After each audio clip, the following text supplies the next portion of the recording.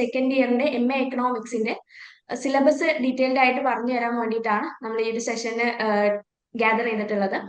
നമ്മുടെ first year ഒക്കെ complete ചെയ്തു, നമ്മൾ സെക്കൻഡ് ഇയറിലേക്ക് ജോയിൻ ചെയ്തിട്ടുണ്ട്, സെക്കൻഡ് ഇയറിന്റെ ക്ലാസ്സസ് ഒക്കെ സ്റ്റാർട്ട് ചെയ്തു.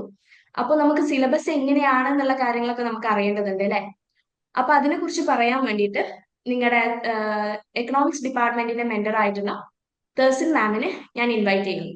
Over to you ma'am. Okay, അപ്പൊ ഇന്നത്തെ സെക്ഷൻ എന്ന് പറഞ്ഞാൽ നമ്മൾ സെക്കൻഡ് ഇയറിൽ എന്തൊക്കെ സിലബസ് ഉണ്ട്, അതായത് നമുക്ക് എന്തൊക്കെ കാര്യങ്ങൾ നമുക്ക് പഠിക്കാനുണ്ട് അതിനെപ്പറ്റി ഡീറ്റെയിലിംഗ് ആയിട്ട് പറയുന്ന സെക്ഷനാണ്. നമ്മൾ ഓൾറെഡി ഇപ്പൊ ഫസ്റ്റ് ഇയർ കംപ്ലീറ്റ് ചെയ്തു, സെക്കൻഡ് ഇയറിലോട്ട് നമ്മൾ ജോയിൻ ചെയ്തു. അപ്പോൾ ഫസ്റ്റ് ഇയർ നമ്മൾ സക്സസ്ഫുള്ളി കംപ്ലീറ്റ് ചെയ്ത പോലെ തന്നെ നമ്മുടെ സെക്കൻഡ് ഇയറും നമുക്ക് അതുപോലെ കംപ്ലീറ്റ് ചെയ്യേണ്ടതായിട്ടുണ്ട്. അപ്പൊ എന്തൊക്കെ സബ്ജക്ട് നമുക്ക് ഇതിൽ പഠിക്കാനുണ്ട് എന്നുള്ള കാര്യങ്ങൾ നമ്മൾ പറയുന്നുണ്ടാവുക.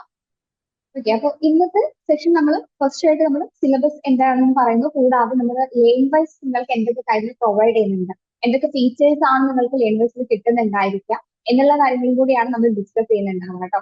അപ്പൊ നമുക്ക് സിലബസ് റെക്കോർഡിംഗ് സെക്ഷനിൽ സ്റ്റാർട്ട് ചെയ്യാം. ഫസ്റ്റ് ഓഫ് ഓൾ എനിക്ക് പറയാനുള്ളത് നമ്മൾ MA എക്കണോമിക്സിന് നമ്മൾ സെക്കൻഡ് ഇയറിലോട്ട് വരുന്ന സമയത്ത് നമുക്കറിയാം 2 സെമ്മാണ്, അതായത് തേർഡ് സെമ്മും ഫോർത്ത് സെമ്മും കൂടെ നമുക്ക് ഇയർ വൈസ് ആയിട്ടാണ് എക്സാംസ് വരുന്നത്. എല്ലാം നമുക്ക് അറിയുന്ന കാര്യങ്ങളാണ്, ഒരിക്കൽ കൂടി ഞാൻ പറയുന്നതേ ഉള്ളൂ. അപ്പോൾ തേർഡ് സെമ്മും ഉണ്ട്, ഫോർത്ത് സെമ്മും ഉണ്ട്. ഇതിൽ തേർഡ് സെമ്മിൽ വരുന്ന പേപ്പർ എന്ന് പറയുന്നത് 4 പേപ്പേഴ്സ് ആണ്, കമ്പൽസറി ആണ്. അത് തേർഡ് സെമ്മിൽ നമ്മൾ ഏൺ ചെയ്യുന്ന ക്രെഡിറ്റ് എന്ന് പറഞ്ഞാൽ 20 ക്രെഡിറ്റ്സ് ആണ്. ഫോർത്ത് സെമ്മിലും നമുക്ക് 20 ക്രെഡിറ്റ്സ് ആണ്. പക്ഷെ ഫുള്ള് നമുക്ക് ഇലക്ടീവ് പേപ്പേഴ്സ് ആണ് നമുക്ക് ഫോർത്ത് സെമ്മിൽ വരുന്നത്. നമുക്ക് ഒത്തിരി ചോയ്സസ് ഉണ്ട്, പ്രൊജക്റ്റ് ആയിട്ട് വേണമെങ്കിൽ അങ്ങനെ ചൂസ് ചെയ്യും. അതല്ലാതെ നമുക്ക് വേറെയും ഓപ്ഷൻസ് ഉണ്ട്. അപ്പൊ നമ്മുടെ പ്രിഫറൻസിന് അനുസരിച്ച് കൊണ്ട് നമുക്ക് ഫോർത്ത് സെമ്മിൽ എത്ര സബ്ജക്ട് വേണം എന്നുള്ളത് നമുക്ക് ചൂസ് ചെയ്യാനായിട്ട് പറ്റും. ആകെയുള്ള ഒരു ക്രൈറ്റീരിയ എന്ന് പറയുന്നത് നമ്മൾ 20 ക്രെഡിറ്റ്സ് തികയ്ക്കണം എന്നുള്ളത് മാത്രമാണ്.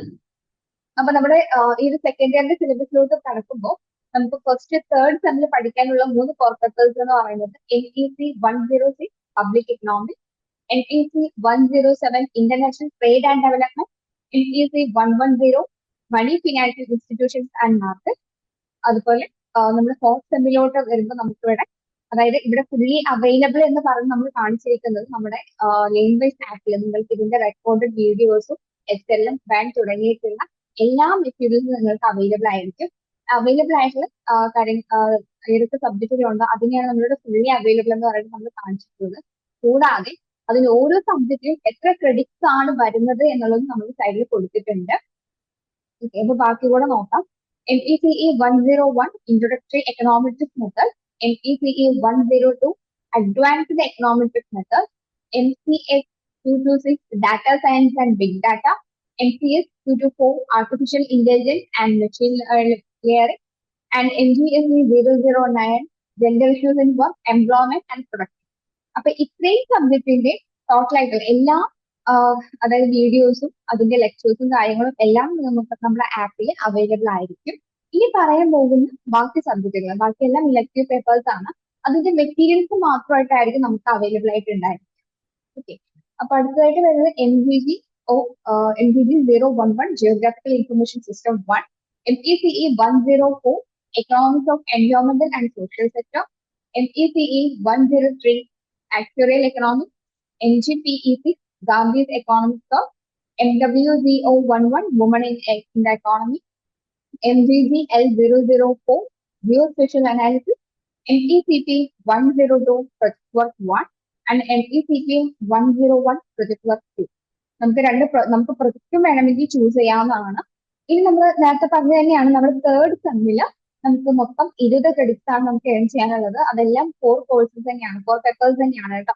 അപ്പൊ അതിൽ വരുന്ന പേപ്പേഴ്സ് എന്ന് പറഞ്ഞാൽ NEC 106 public economics and NEC 107 international trade and development and NEC 110 money and financial institution and market. അപ്പൊ ഇത്രയും പേപ്പേഴ്സ് ആണ് നമുക്ക് തേർഡ് സെമ്മിൽ വരുന്നത്. ഇത് കമ്പൽസറി ആയിട്ട് നമുക്ക് പഠിക്കേണ്ട പേപ്പേഴ്സ് ആണ് കേട്ടോ. ഇനി ഫോർത്ത് സെമ്മിലോട്ട് വരുമ്പോൾ ഞാൻ നേരത്തെ പറഞ്ഞ പോലെ തന്നെ നമുക്ക് ഇലക്ടീവ്സ് ചൂസ് ചെയ്യാനുള്ള ഒരു ഓപ്ഷൻസ് നമുക്ക് അവിടെ ഉണ്ട്. നമുക്ക് 4 സെറ്റ് ഓഫ് ABCD എന്ന് പറഞ്ഞിട്ട് ഒരു 4 സെറ്റ് ഓഫ് ഇലക്ടീവ്സ് ഇതിന് നമുക്ക് പ്രൊവൈഡ് ചെയ്യുന്നുണ്ട്. നമുക്ക് A എന്ന് പറയുന്ന സെറ്റോ, B എന്ന് പറയുന്ന സെറ്റോ, C എന്ന സെറ്റും D എന്ന സെറ്റോ നമുക്ക് ചൂസ് ചെയ്യാം. അതുമല്ലാന്നുണ്ടെങ്കിൽ 4 സെറ്റിൽ നിന്നും ഓരോ സബ്ജക്റ്റ് വീതം വെച്ചിട്ട് നമുക്ക് ചൂസ് ചെയ്യാം. അപ്പൊ നമ്മുടെ ക്രൈറ്റീരിയ എന്ന് പറയുന്നത് 20 ക്രെഡിറ്റ്സ് നമ്മൾ തികയ്ക്കണം എന്നുള്ളത് മാത്രമാണ്. അപ്പൊ ഇവിടെ ഗ്രൂപ്പ് എ എന്ന് പറയുന്ന സെക്ടർ, ആ ഒരു സെറ്റിൽ നമുക്ക് വരുന്ന പേപ്പേഴ്സ് എന്ന് പറഞ്ഞാൽ MECE 101 introductory econometric method and MECE 102 Advanced Econometric Method, MCS 226 Data Science and Big Data, MCS 224 Artificial Intelligence and Machine Learning, MGG 011 Geographical Information System 1 and MECP 102 Project Work. അപ്പൊ നമ്മൾ ഏത് set ആണ് നമ്മൾ choose ചെയ്യുന്നത് എന്നുണ്ടെങ്കിൽ നിങ്ങൾക്ക് ഇത്രയും papers ആയിരിക്കും ഫോർത്ത് സെമ്മിൽ നിങ്ങൾക്ക് പഠിക്കാനായിട്ടുണ്ടായിരിക്കാം. ഓക്കെ, ഇതിൽ നിങ്ങൾക്ക് ഏതെങ്കിലും ഒരു പേപ്പർ നിങ്ങൾക്ക് സ്കിപ്പ് ചെയ്യാം. നമുക്ക് 20 ക്രെഡിറ്റ്സ് തികച്ചാൽ മതി എന്നുള്ളതാണ്. ബാക്കി വരുന്ന സെറ്റ്, അതായത് ബി എന്ന് പറയുന്ന സെറ്റിൽ നോക്കുവാണെങ്കിൽ MECE 101 introductory economics method and MECE 102 advance economics method and MECE 104 economics of environment and social sector, MECP 101 project work 2. അപ്പൊ അത്രയാണ് ബി എന്ന ഗ്രൂപ്പിൽ കൊടുത്തിട്ടുള്ളത്. ടോട്ടൽ ആ ഒരു 4 സബ്ജക്റ്റും കൂടെ ടോട്ടൽ 20 ക്രെഡിറ്റ്സ് വരുന്നുണ്ട്. ആൻഡ് സി എന്ന ഗ്രൂപ്പിലോട്ട് നോക്കുവാണെങ്കിൽ MECE 101 introductory economics method, MECE 102 advance economics method, MECE 103 actuarial economics, MECP 101 project work. അങ്ങനെ മൊത്തം 4 സബ്ജക്റ്റ് അവിടെയും 20 ക്രെഡിറ്റ്സ് തന്നെയാണ് ലഭിക്കുന്നത്. ആൻഡ് ദ ലാസ്റ്റ് ഗ്രൂപ്പ് എന്ന് പറയുന്നത് നമ്മുടെ ഡി എന്ന് പറയുന്ന ഗ്രൂപ്പിലോട്ട് നോക്കുവാണെങ്കിൽ അവിടെ നമുക്ക് same MECE 101 introductory economics methods നമുക്ക് വരുന്നുണ്ട്. അതുപോലെ MGPE6 ഗാന്ധീസ് എക്കോണമിക് തോട്ട്സ് വരുന്നുണ്ട്. അതുപോലെ MWG 111 woman in the economy വരുന്നുണ്ട്. MGSE 009 gender shape in work employment and productivity എന്ന് പറയുന്ന ഒരു പേപ്പർ വരുന്നുണ്ട്. പിന്നെ നമുക്ക് പ്രൊജക്ട് വരുന്നുണ്ട് MECP 202 and HGL 004 geographic analysis എന്ന് പറയുന്ന ഒരു പേപ്പറും വരുന്നുണ്ട്. അപ്പൊ ആ ഒരു സെറ്റ് നമ്മൾ ചൂസ് ചെയ്യുമ്പോൾ നമുക്ക് അതിൽ ടോട്ടൽ 28 ക്രെഡിറ്റ്സ് ഉണ്ട്. അതിൽ നമുക്ക് ഏതെങ്കിലും സ്കിപ്പ് ചെയ്യാനും പറ്റുന്നതാണ്. 20 ക്രെഡിറ്റ്സ് നമുക്ക് ചൂസ് ചെയ്താൽ മതി എന്നുള്ളതാണ്. ഇനി ഓരോന്നും, അതായത് നമ്മുടെ വരുന്ന ഓരോ സബ്ജക്ട് വൈസ് ആയിട്ട് നമ്മൾ തേർഡ് സെമ്മിൽ പറഞ്ഞ സബ്ജക്റ്റുകളും ഫോർത്ത് സെമ്മിൽ പറഞ്ഞ സബ്ജക്റ്റുകളൊക്കെ തമ്മിൽ ഓരോ ബ്ലോക്ക് വൈസ് ആയിട്ടും യൂണിറ്റ് വൈസ് ആയിട്ടും എന്തൊക്കെയാണ് നമുക്ക് വരുന്നത് എന്നുള്ളതാണ് നമ്മൾ പറയുന്നത്. അപ്പൊ ഇതിലെ MECE 106 പബ്ലിക് എക്കണോമിക്സ്, അതിന്റെ ഫസ്റ്റ് ബ്ലോക്ക് എന്ന് പറയുന്നത് basic concept of public economics ആണ്. അതായത് യൂണിറ്റ് 1 എന്ന് പറഞ്ഞാൽ welfare foundation of economic policy, നമ്മുടെ വെൽഫെയർ ഫൗണ്ടേഷൻസ് എന്താണ്, എക്കോണമിക് പോളിസി ആയിട്ട് റിലേറ്റ് ചെയ്തിട്ടുള്ള കാര്യങ്ങൾ എങ്ങനെയാണ് എന്നുള്ളതാണ് അതിൽ വരുന്നത്. ആൻഡ് യൂണിറ്റ് 2 എന്ന് പറഞ്ഞാൽ market failures and government failures. മാർക്കറ്റിന്റെ ഓരോ ഡിഫറെന്റ് മാർക്കറ്റ്സ് നമ്മൾ പഠിച്ചിട്ടുണ്ട്, അതിന്റെ ഫെയിലിയേഴ്സ് എങ്ങനെയാണ്, അത് ഫേസ് ചെയ്യുന്ന കാര്യങ്ങളൊക്കെ എങ്ങനെയാണ് എന്നതാണ് ആ യൂണിറ്റിൽ നമ്മൾ ഉണ്ടാവുക. And unit 3 equity and justice. അപ്പൊ 3 യൂണിറ്റുകളാണ് ഫസ്റ്റ് ബ്ലോക്കിൽ നമുക്ക് വരുന്നത്. And block 2 public goods and externalities. അതിൽ നമുക്ക് 3 യൂണിറ്റുകൾ വരുന്നുണ്ട്. യൂണിറ്റ് 4 എന്ന് പറയുന്നത് തിയറി ഓഫ് പബ്ലിക് ഗുഡ്സ് നമ്മൾ പഠിച്ചിട്ടുണ്ട്, എന്താണ് ബേസിക് ആയിട്ടുള്ള കാര്യങ്ങൾ നമ്മൾ പഠിച്ചിട്ടുണ്ട്. അതിന് കുറച്ചും കൂടെ ഡീപ്പ് ആയിട്ടുള്ള കാര്യങ്ങളാണ് നമുക്ക് വരുന്നത്. And unit 5 externalities and solutions. എന്തൊക്കെ എക്സ്റ്റേണാലിറ്റീസ് ആണ് നമ്മുടെ എക്കോണമിയിൽ ഉള്ളത്, അതിന്റെ സൊല്യൂഷൻസ് എന്തൊക്കെയാണ് എന്നുള്ള കാര്യങ്ങളാണ് അതിലൊന്ന് ഡീറ്റെയിൽ ആയിട്ട് പഠിക്കുന്നുണ്ടാവുക. And unit 6 local and global public goods. ആ നമ്മുടെ ഗുഡ്സുകൾ, ഡിഫറെന്റ് ടൈപ്പ് ഓഫ് ഗുഡ്സുകൾ ഉണ്ട് അല്ലെ, നമ്മൾ അതെല്ലാം മുമ്പ് പഠിച്ച കാര്യങ്ങൾ തന്നെയാണ്. അപ്പൊ അതിന്റെ ഡീറ്റെയിലിംഗ് ആയിട്ടുള്ള വേർഷൻസ് ആണ് നമ്മൾ യൂണിറ്റ് 6 നമ്മൾ പഠിക്കുന്നുണ്ടായിരിക്കുക. ഇനി ബ്ലോക്ക് 3 വരുമ്പോൾ അതിലും നമുക്ക് 3 യൂണിറ്റുകളാണ് ഉള്ളത്. കളക്റ്റീവ് ഡിസിഷൻ മേക്കിംഗ് എന്നാണ് ബ്ലോക്ക് 3യുടെ പേര് എന്ന് പറയുന്നത്. Unit 7 theory of social choice and unit 8 public choice theory, unit 9 mechanism design. Okay, block 4 വരുമ്പോൾ നമുക്ക് 3 യൂണിറ്റുകൾ തന്നെയാണുള്ളത്. Economics of public revenues. Unit 10 എന്ന് പറഞ്ഞാൽ direct and indirect tax. Taxes 2 type ഉണ്ട്, ഡയറക്റ്റ് ഉണ്ട് ഇൻഡയറക്റ്റ് ഉണ്ട്. അത് ഏതൊക്കെയാണ് എന്നുള്ളതൊക്കെ നമ്മൾ പഠിച്ചിട്ടുണ്ട്. ആൻഡ് യൂണിറ്റ് 11 ഒപ്റ്റിമൽ ടാക്സേഷൻ, എങ്ങനെയാണ് ഒപ്റ്റിമൽ ടാക്സേഷൻ നടത്തുന്നത് എന്നുള്ള കാര്യങ്ങൾ. And unit 12 non tax revenue. Non tax revenue എന്താണ്, അതിന്റെ എക്സാമ്പിൾസ് കാര്യങ്ങളൊക്കെ നമ്മൾ ഓൾറെഡി മുമ്പൊക്കെ മെൻഷൻ ചെയ്ത് പോയിട്ടുള്ള കാര്യങ്ങളാണ്. ആ ഒരു ടോപ്പിക്കുകൾ നമുക്ക് ഈ ഒരു ബ്ലോക്ക് 4 പഠിക്കാനായിട്ടുണ്ട്. ബ്ലോക്ക് 5 ലാസ്റ്റ് ബ്ലോക്ക് ആണ്. അതിൽ 3 യൂണിറ്റ് വീതമാണ് വരുന്നത്. യൂണിറ്റ് 13 എന്ന് പറഞ്ഞാൽ തിയറി ഓഫ് പബ്ലിക് എക്സ്പെൻഡിച്ചർ.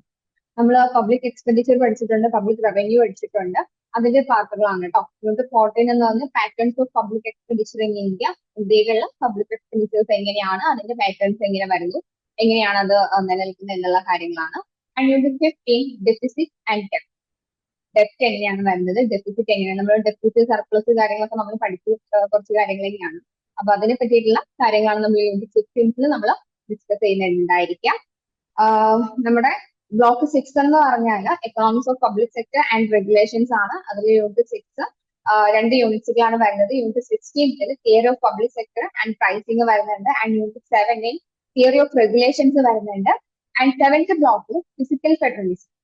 അതിൽ നമുക്ക് 3 യൂണിറ്റ്സുകളാണ് വരുന്നത്. Unit 18 theory of multi level government and unit 19 physical federalism in India. Unit 20 designs of physical trans. And block 8 വരുമ്പോൾ പബ്ലിക് പോളിസീസ്. നമ്മൾ ഒത്തിരി പോളിസീസുകളൊക്കെ മുമ്പ് പഠിച്ചിട്ടുള്ളതാണ്. അതിന്റെയൊക്കെ കണ്ടിന്യൂഷൻ തന്നെയാണ് കേട്ടോ. Unit 21 physical and monetary policies growth and stabilization. And unit 22 public policy for distribute justice. And unit 23 international policy coordination. Okay, അപ്പൊ ഇത്രയാണ് നമുക്ക് ഇതിൽ പഠിക്കാനായിട്ട് വരുന്നുണ്ടാവുക. ഇനി EPSC 107 international trade and development, ആ ഒരു ബുക്കിൽ നമുക്ക് നോക്കാനുള്ളത് ബ്ലോക്ക് 1 2 യൂണിറ്റ് ആണ് വരുന്നത്. ബ്ലോക്ക് 1 എന്ന് പറഞ്ഞാൽ തിയറി ഓഫ് ഇന്റർനാഷണൽ ട്രേഡ് ആണ്. അതിൽ യൂണിറ്റ് 1 എന്ന് പറഞ്ഞാൽ classical and neoclassical theories. International ട്രേഡിനെ പറ്റി പറയുന്ന ക്ലാസിക്കൽ തിയറി എന്താണ്, നിയോ ക്ലാസിക്കൽ തിയറീസ് എന്തൊക്കെയാണ് എന്നുള്ളതാണ് അതിൽ നമ്മൾ ഡിസ്കസ് ചെയ്യുന്നുണ്ടായിരിക്കാം.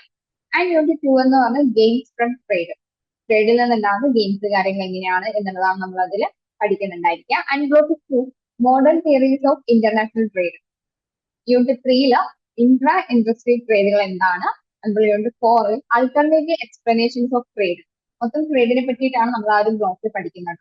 And block 3 free trade versus protectionism. Okay, അപ്പൊ unit 5 policies and protectionism. And unit 6 instruments of protectionism. അത്രയാണ് അതിൽ പഠിക്കാനായിട്ട് വരുന്നത്. പിന്നെ block 4 exchange rate and balance of payment. Balance of payment ഒക്കെ നമ്മൾ മുമ്പ് പഠിച്ചിട്ടുള്ളത് തന്നെയാണ്.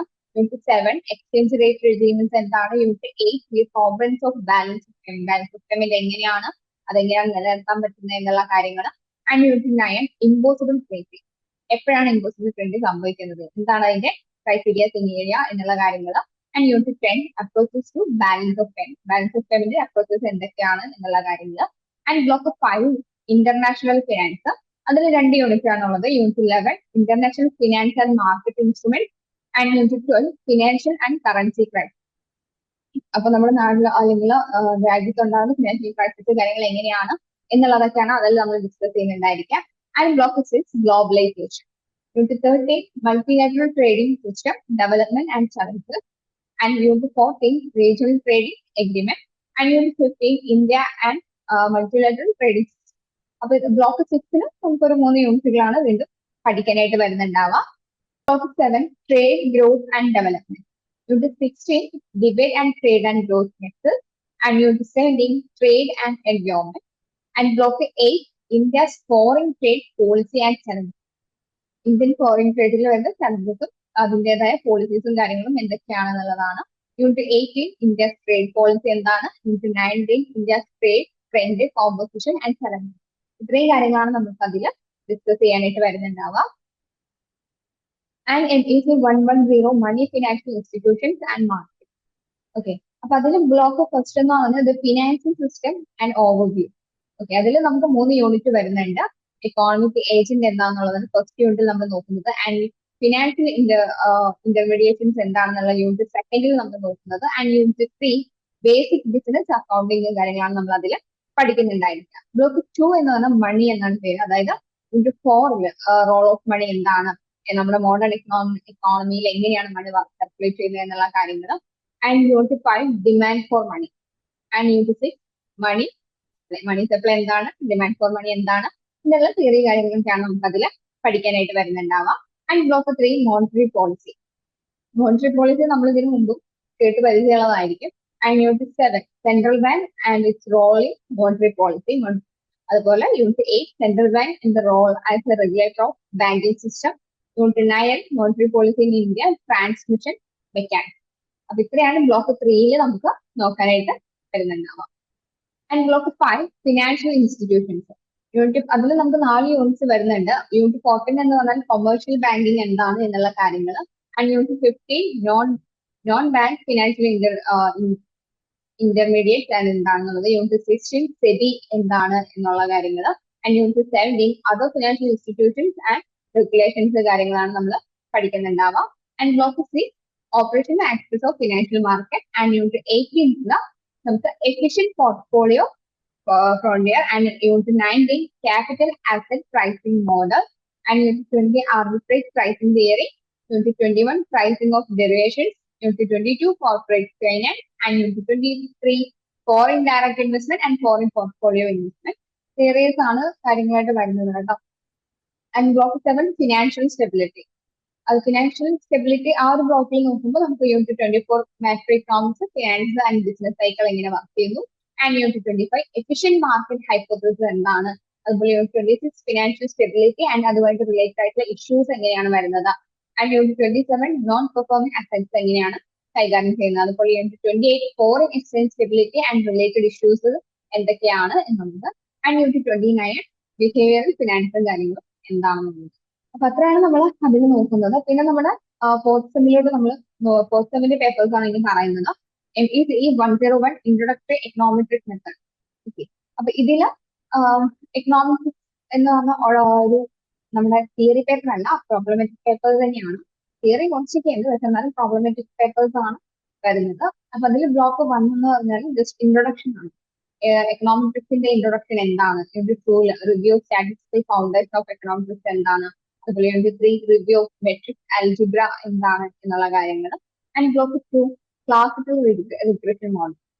Okay, unit 4 estimation of 2 variable regression model, and unit 5 residual analysis, unit 6 estimation of multiple regression model, and unit 7 evaluation of multiple regression model, and block 3 violations of basic assumptions.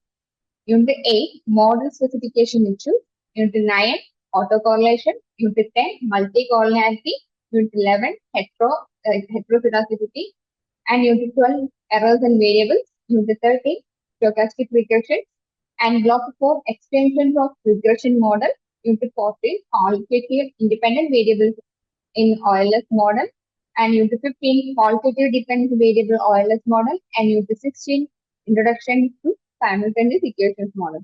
എല്ലാം problem papers ആണ്, മൊത്തം നമുക്ക് problems ആണ് അതിൽ പഠിക്കാനായിട്ട് വരുന്നത് കേട്ടോ. And MECE 102 advance econometric method. ഈ ഒരു പേപ്പറിൽ നോക്കുകയാണെങ്കിൽ ഫസ്റ്റ് ബ്ലോക്കിൽ നമുക്ക് 2 യൂണിറ്റ്സ് ഉണ്ട്. ക്വാളിറ്റേറ്റീവ് റെസ്പോൺസ് മോഡൽസ്, അതായത് ഫസ്റ്റ് യൂണിറ്റ് എന്ന് പറഞ്ഞാൽ ഡിസ്ക്രീറ്റ് ഡിപെൻഡന്റ് വേരിയബിൾ മോഡൽസ് എന്താണ്, കൺസേൺ ആൻഡ് സർക്കൻഡ് റിഗ്രഷൻസ് മോഡൽസ് എന്താണ്, ആൻഡ് ബ്ലോക്ക് 2 ഡൈനാമിക് മോഡൽസ് എന്താണ്. ആൻഡ് അതിൽ 2 യൂണിറ്റ്സ് തന്നെയാണ് വരുന്നത്, ഓട്ടോ റിഗ്രഷൻസും അതുപോലെ യൂണിറ്റ് 4 ഡിസ്ട്രിബ്യൂട്ടഡ് ലാഗ് മോഡൽസും എന്താണെന്നുള്ളത്. And block 3 simultaneous equation system. Unit 5 എന്ന് പറയുന്നത് estimate of system of equation, and unit 6 introduction to simultaneous equations model, and unit 7 estimation of simultaneous equations model, and block 4 time series model.